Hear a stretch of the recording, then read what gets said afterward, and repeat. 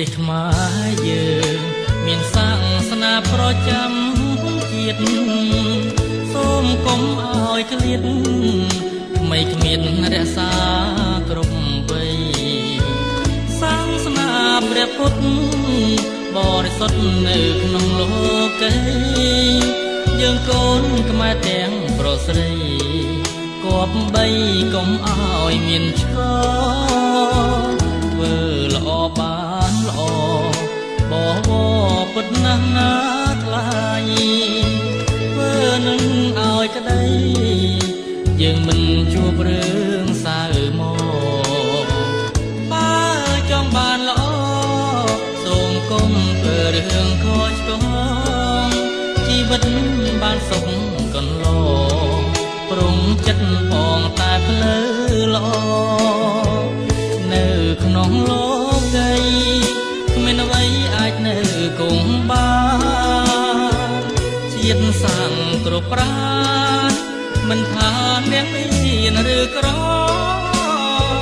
ពេលចាស់លោកទៅគួរຕົកនៅគេឈ្មោះដ៏ល្អ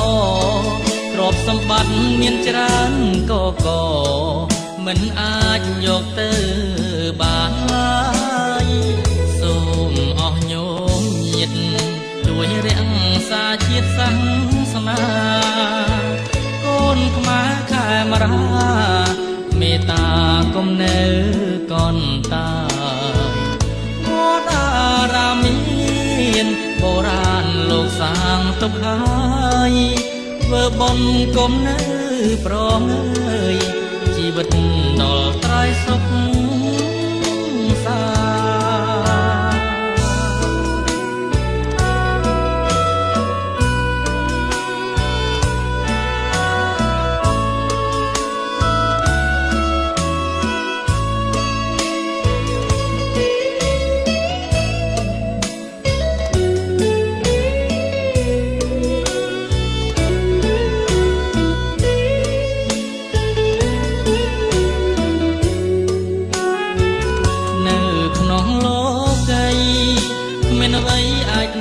គង់បា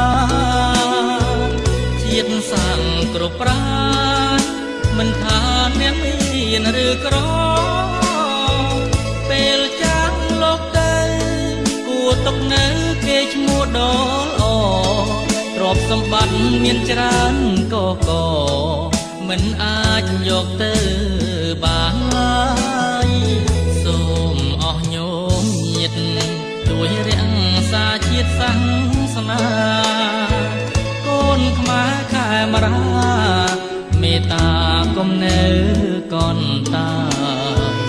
វត្តអារាមមានបុរាណលោកសាងទុកហើយធ្វើបុណ្យគុំនៅប្រងើយជីវិតដល់ត្រៃសុខសា